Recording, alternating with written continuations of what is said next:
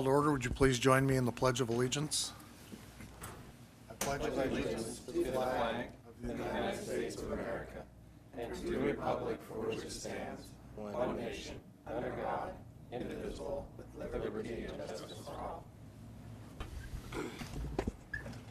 May we have a roll call, please? Mr. Pavoni? Here. Ms. Perez? Here. Mr. McIrvin? Here. Ms. Switchy? Here. Mr. Person? Here. Mr. Prince? Here. And Mr. Corman? Here. Roll call, Mr. Mayor, all present. Thank you, Jason. I think before we start, I think it'd be totally appropriate for us to take a moment of silence for the horrific incident down in Las Vegas where nearly 60 people have lost their lives and a lot of people, hundreds of people that are injured. So if you wouldn't mind.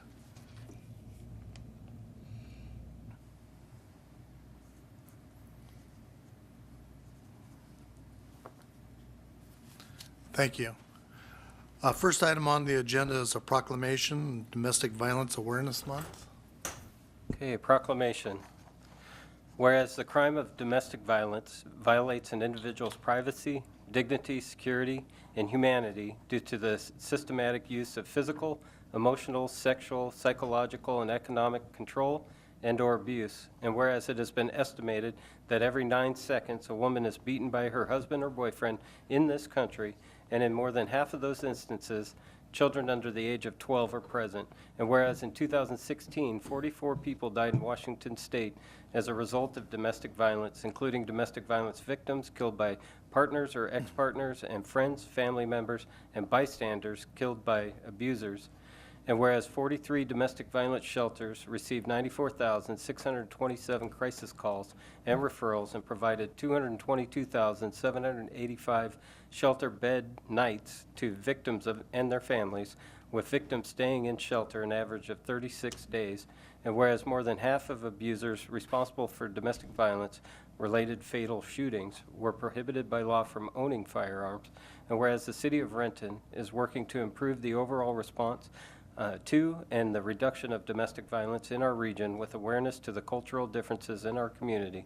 And whereas October is nationally recognized as Domestic Violence Awareness Month, now therefore I, Dennis Law, Mayor of the City of Renton, do hereby proclaim October 2017 to be Domestic Violence Awareness Month in the City of Renton, and I encourage everyone in our community to take an active role in supporting all victims so they can lead healthy lives safe from violent and abusive behavior.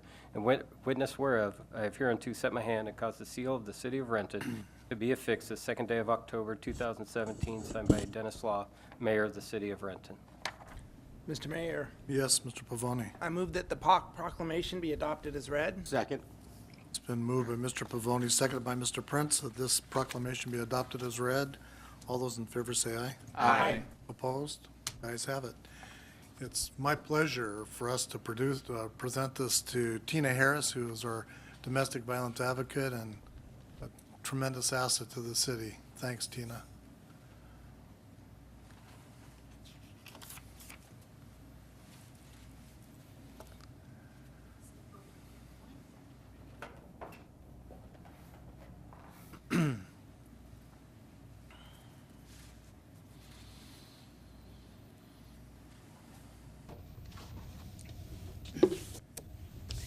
Mayor Law, Council President Pavoni, members of the council, and Renton residents. Thank you for taking the time to recognize the importance of domestic violence in our community and recognizing October as Domestic Violence Awareness Month. Purple lights that are displayed on the trees and the silhouettes that are in the lobby is a gentle reminder of the domestic violence that happens in our community.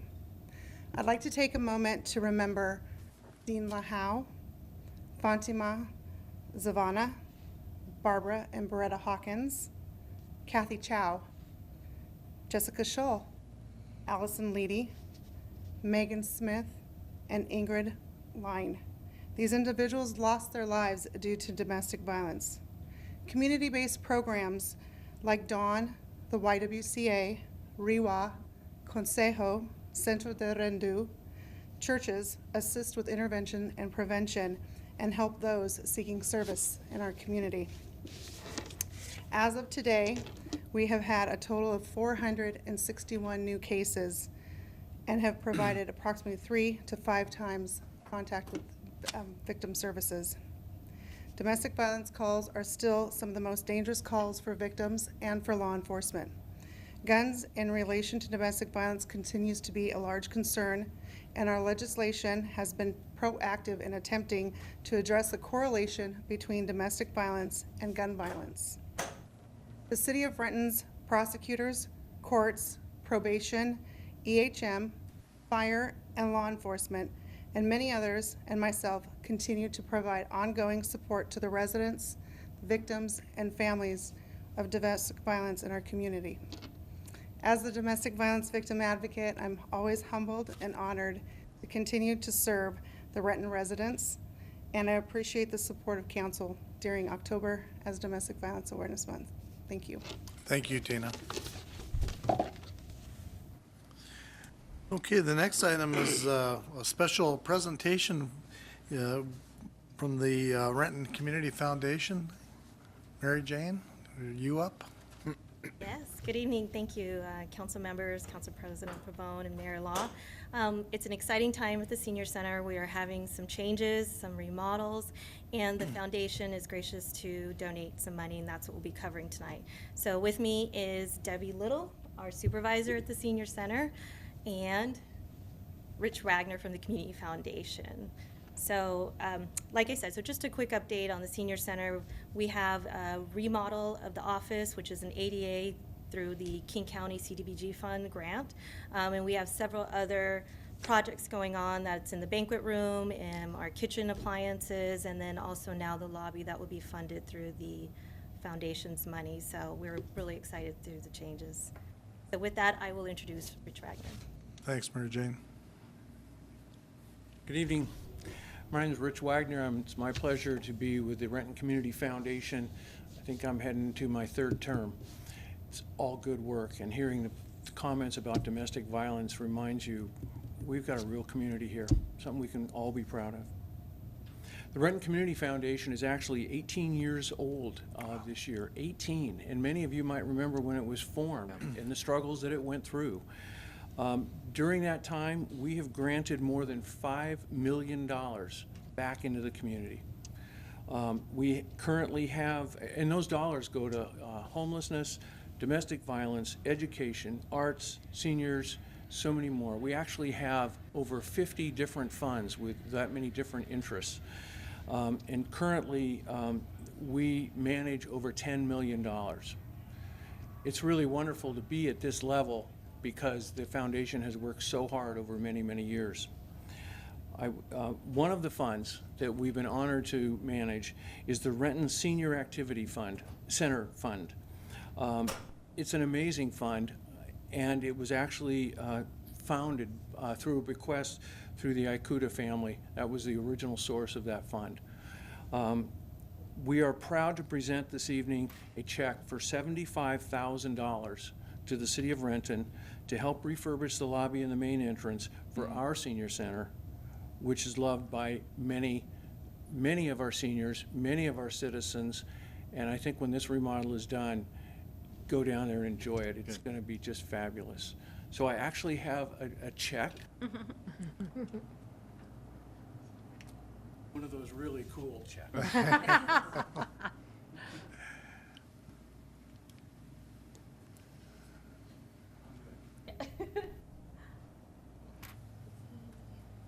Big check. Awesome. Thank you. Thank you. Thank you. I would also be remiss if I didn't say that the Community Foundation launched a new website just this last week. So check it out, rcf.org, and I think you'll be absolutely impressed. We have arrived. Thank you, and thank you to all the work at the Senior Center. Thank you very much, Rich. Appreciate it.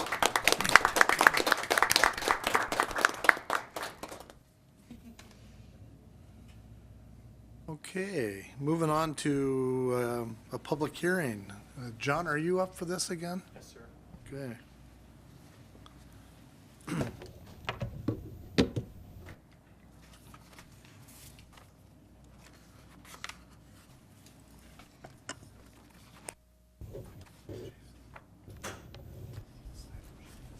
Good evening, Mayor, Council President, and council members.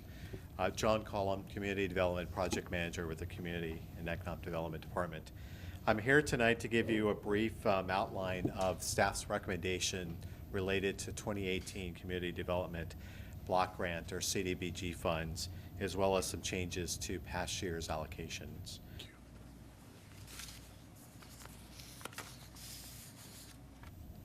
For 2018, the city expects to get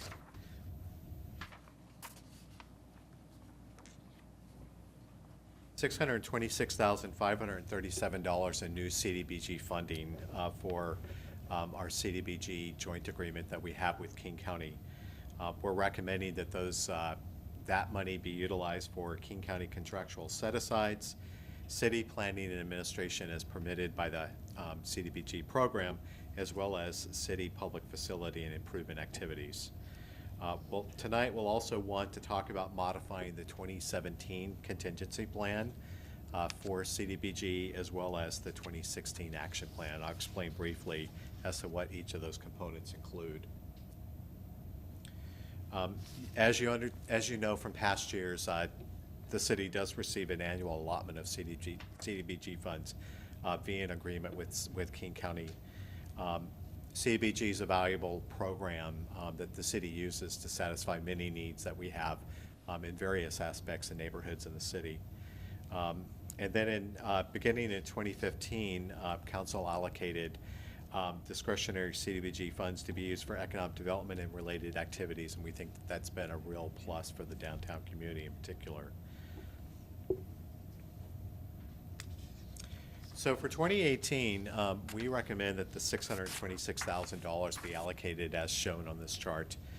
The first four items are specifically related to the contractual set-asides. Those are included in the formula that we have in the joint agreement and with our action plan with the county. Usually the county gives us those numbers. We don't determine what those would be.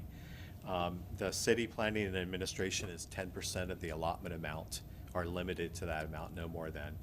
And then for the major discretionary proportion of this year's allocation, which is about $332,000, we're going to recommend that you allocate it toward a new program called Public Facilities and Improvements. That program actually seeks to improve the accessibility for residents throughout the areas that we're going to recommend it be expended. We would like to bring sidewalks up to current standards, replace deteriorated sidewalks, or put in missing gaps where they're missing altogether. And generally, we want to focus that in two areas in the city, which would be the combined sub-areas for downtown and South Renton per the city center community plan. This is the area that currently has been designated to receive the benefit of the facade improvement program in downtown that we actually run using CDBG money. And the second area would be the Sunset area boundary, which is shown on this map here. Each specific project to be funded through CDBG must be an eligible activity under the HUD regulations, meet a national objective in accordance with HUD regs, and comply with the city-county joint agreement. In this case, these two specific areas would actually meet the HUD CDBG national objective of low and moderate area benefit, which requires that at least 51% of the residents residing in a primarily residential area are low and moderate income persons. We've used recent census data in accordance with the King County joint agreement to do calculations and to determine that both of these areas meet that requirement. So for the Public Facilities Improvement Program, the county wanted us to look at some specific projects that we would utilize that money for, and we've included those in the report to you tonight. It would assist us potentially in augmenting improvements in downtown that are related to the one-way conversions that are coming up in the next couple of years. Maybe connect the two blocks between the Burnett Linear Park South, where it ends at 5th right now, and combine that with a walking path that would go directly up to the piazza to actually give the residents within downtown and South Renton the ability use both of those facilities more freely and more safely. And then finally, to improve pedestrian amenities and safety by doing sidewalk and associated improvements up in the Sunset area. The CDBG funding, the $332,000, would not take care of all the needs that have been identified with these particular improvements, but we would get a chance to choose from them based upon the greatest need and certain criteria that we've established within the program that would allow us to take a look at where the greatest need is, what the other potential funding that's already been identified for those projects might be, and if this money can actually push the project forward quickly if we allocate this for that money. It would also potentially be used as seed money if we want to go after grants that we haven't received up to this point to make us better qualify for those. So the second aspect for tonight's actions is we need to approve a funding contingency plan for the 2018 allocation. In that case, if the numbers that the county's given us changed, if that discretionary amount goes up or down, practically what would happen is if it goes up, we get more money in the public improvements program. If it goes down, we take money out of that area. The other numbers that I gave you earlier would generally stay where they're set now. We also, that contingency plan would say that if we haven't committed the discretionary dollars for 2018 in the public improvements program projects by the end of next year, then that money would then go over and be allocated to the Healthy Housing Program, which is a program the city already has in place, which is assisting homeowners throughout the city to actually improve their homes in areas where there's a great need to do that, and the residents and the owners can't actually do it themselves. And then if we have any program income from the CDBG projects that we do throughout the city over the various years that comes in, then we would allocate that to the Healthy Housing Program as well. But in that case, we would focus it on the Sunset area.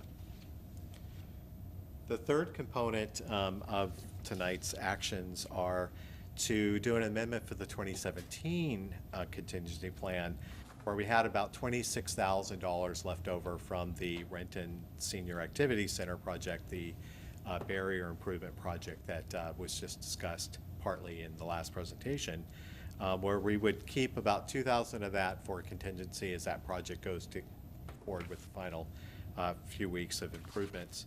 About $9,000 would go into the facade improvement loan program, and then about $16,000 would go into the micro business enterprise training for 2018. That's a new program started in 2017 that's just been rolled out to help, smaller entrepreneurial businesses get started with some training. And then the fourth action and final action would be an amendment to the 2016 action plan, which is where we generally form the facade improvement program for the first time. In this case, it was limited to downtown. We'd now like to spread that up to the Sunset Transformation area so that we, in the case that we can't place the money in downtown on projects, then we do have the ability to spend it up there. That we believe that there is a need up there, and we hope that there's some interested business owners that might want to work on projects up there too, and give us a backup plan just so we can ensure that we can get those dollars spent within the timelines that HUD has given us. So the recommendation tonight is, earlier tonight, we briefed the committee of the whole on these recommendations, and as well as the presentation that was provided to you in advance of this meeting and an issue paper. You're in the midst of holding the public hearing now, and the public will be given an opportunity to weigh in if they're here to do so. Following the public hearing and consideration of public comment, we're requesting that council approve a committee of the whole report that recommends concurrence with the staff recommendation and any proposed changes that might come up as part of the public testimony or your deliberations on that. So that concludes my recommendations, my presentation tonight. Thank you. Thank you, John. Any questions from council? I just This had is your one. second. Yes. Regarding the facade improvement for the Sunset area, are you going to be focusing on the main roads, like some of those strip malls along there, or are you more concerned with, what areas are you targeting for that, if you have any in mind? I don't know that we've determined that yet, but I think for that area, probably finding a project And I'd say it's likely to maybe be limited to only one project based upon the funding that we have. That's a long sunset, something that would be a high visibility project that would actually be used as a catalyst to maybe get some other property owners to do some improvements, just as we have in downtown. So something close to the park area. We could potentially focus on that area in particular, if that's what you think. Sure. Any correspondence, Jason? No correspondence, Mr. Mayor. Okay. Any other questions from council? Okay, we have nobody signed up to testify. What's the wish of the council? Move we close the public hearing? Second. It's been moved and it's which is seconded by Mr. Prince that we close the public hearing. All in favor, say aye. Aye. Opposed? The ayes have it. We'll have action later on in the council meeting in regards to this, so. Moving on to administrative report, Preeti? Mr. Mayor, the neighborhood program is hosting its first Bark in the Park dog park event this Saturday from 10 to 1 at the Cedar River Dog Park. One of the benefits is that those who attend can receive a coupon valid for one animal microchipping free of charge. There's also a new and improved Renton Clean Sweep program where each household may schedule one collection to take place during the regular garbage day until December 29th. We also have the second free Ecofilm series Thursday, October 19th at Carco Theater. And the surface water utility is going to install 12 stream signs along Greens Creek, Honey Creek, and May Creek, depicting a salmon with the phrase, "This stream is in your care." And we have the consultant team from the city doing a major investigation work on the Kennydale Lake line, which is the sewer line that's beneath the lake. And they'll be doing some significant testing and investigation of that. And finally, well, not finally, but the Public Works Department would like to remind residents that these sunny days are not going to last forever. The rain's coming back. So please prevent local flooding by monitoring the catch basins near your home and keep them clear of leaves and other debris. And snow is not too far away. It's still a few months away, hopefully, but when there is weather conditions, the department sanders and snowplows will be out there. Do visit our website because you will have the detailed snow route maps there. And finally, there's several traffic project impacts. You can find these at rentonwa.gov/traffic impacts. Thank you. Thank you. Okay, moving on to audience comments. We have two people signed up to address the council. When I call your name, please come to the podium, give your name and city of residence for the record. You have 5 minutes. We have a timer next to the city clerk. Jean Demond.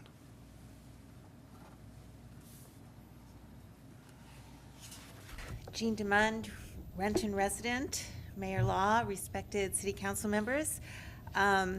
Although it may not be apparent when you open the bill from PSE, Washington is blessed with low electricity rates, partly because we have abundant hydropower, but also because the Utilities and Transportation Commission ensures that investor-owned utilities like PSE make prudent and cost-effective investments on behalf of the ratepayers. The Commission reviews plans for major infrastructure projects in an Integrated Resource Plan, or IRP, required every 2 years by each regulated utility. After a project is built, the UTC reviews these expenditures in public rate case hearings. Chapter 8 of PSE's draft 2017 IRP focuses on transmission planning. This chapter cites the company's $300 million transmission project, Energize East Side, as an example of its transmission planning process. While we recognize this effort to document an important element of resource planning, we would point out that the draft IRP does not answer 5 fundamental questions that the community has been asking about this project for years. Our questions are detailed in a document that Sense has submitted to the Washington Utilities and Transportation Commission. We're asking that the commission require PSE to update misleading or out-of-date assumptions that the company has been using to justify the construction of Energize East Side. I have a copy of our request to the UTC here for each of you. I have the correct number of copies tonight. Councilmember McIrvin, I apologize for my last submission. We have asked those 5 basic questions. Number 1, we asked the UTC to require PSE to explain why the company's demand forecast grows more than twice as fast as the population growth or the growth of the economy, and why does it grow 25 times faster than Seattle City Lights forecast.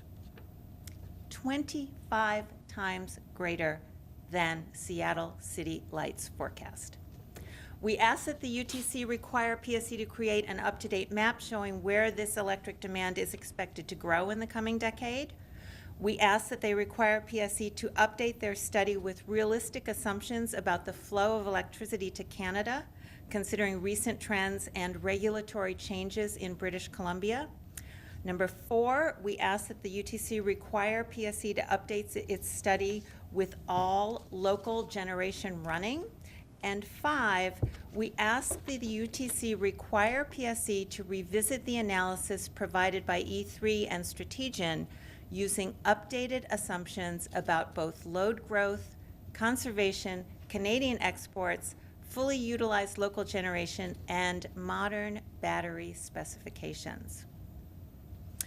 Through careful research and consultation with experts, Sense has developed a deep and technical understanding of all of these issues, and we now have 5 compelling reasons that clearly demonstrate Energize Eastside is not a prudent expenditure for PSE's ratepayers.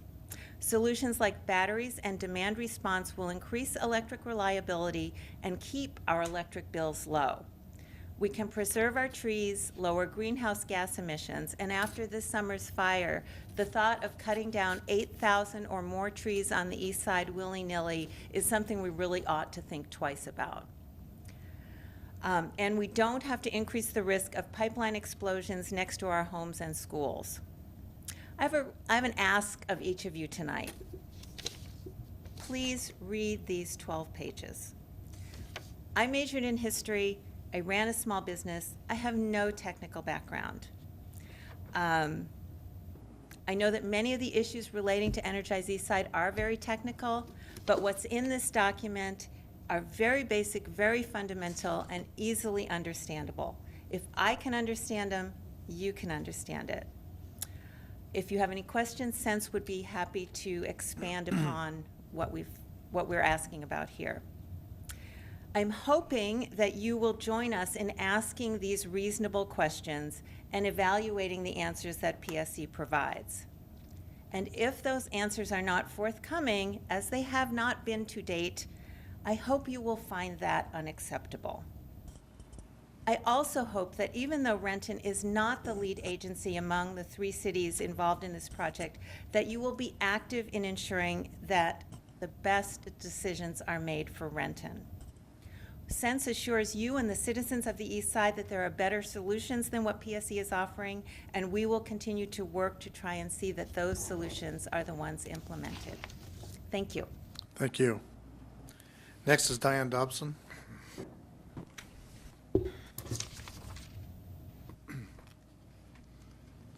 Good evening, Mr. Mayor and Council. I'm Diane Dobson from Renton. I wanted to take a minute to give some applause to some of your staff members. We recently had an event in downtown Renton that was a collaboration of many entities, including the city, the Renton Downtown Partnership, partners within the community, and others. But you had 2 staff members that played an instrumental role in that, and that's one sitting here tonight is John Collum, the other is Jesse Kotarski. They were involved in every single component of that event, from the parklets, coordinating with RenCon, the pop-up downtown, the urban market. They spent hours of their time, including meetings, emails, phone calls, late-night texts that I can attest to. Jesse was involved in decorating, cleaning bathrooms, just really above and beyond. At one point, we had a medical emergency with one of the business owners, and John stepped up and filled in with the parklet, the planning, the construction, the supervision. And at one point, we looked out and we saw John with gloves up to his elbows in empty and overflowing garbage cans. So just from a citizen standpoint, I wanted to give some thanks to those staff members that really stepped up in ways that went above and beyond the call of duty to make sure that was a successful event. Great, thank you very much. I know they appreciate the comments from you because they did work very, very hard on that project. Okay, next is the consent agenda. You've got 5 items before you for council consideration. Are there any items that council member like pulled for discussion? Mr. Mayor, Yes, Mr. I Pavoni. move the council concur with the consent agenda. Second. It's been moved by Mr. Corman, moved by Mr. Pavoni, seconded by Mr. Corman, that council concur with the consent agenda. All in favor, say aye. Aye. Opposed? The ayes have it. Moving on to unfinished business, Mr. Pavoni. Yes, Mr. Mayor, the committee of the whole has one committee report. You can second. This is a short one, Jason. All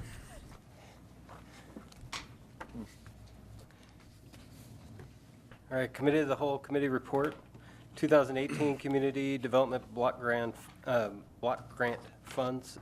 The Committee of the Whole recommends concurrence in the following staff recommendations. Approve the city's acceptance of estimated 2018 CDBG funds of $626,537 from HUD via joint agreement with King County, including the following contractual set-asides per the joint agreement. County Administration, $62,654. County Capital Administration, $12,531. Housing Stability Program, $31,327. And the King County Housing Repair Program, $125,307. Of the remaining $394,718, allocate $62,654 or the maximum allowable amount for planning and administration, leaving a discretionary balance of $332,064.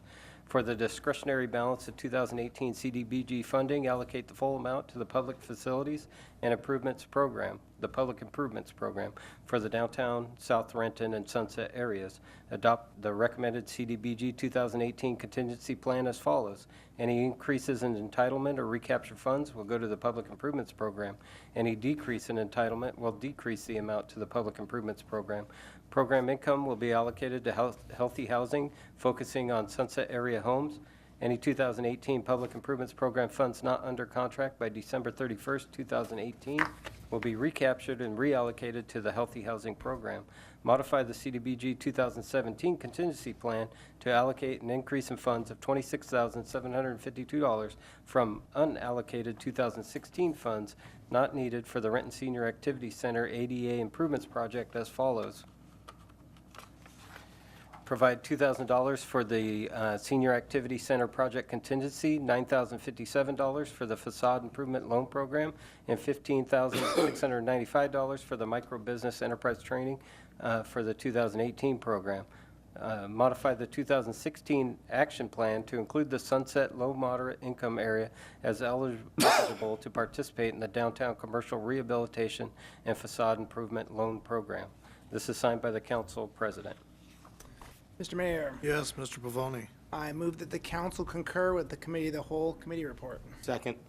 Been moved by Mr. Pavoni, seconded by Mr. Prince, that council concur with the committee of the whole report.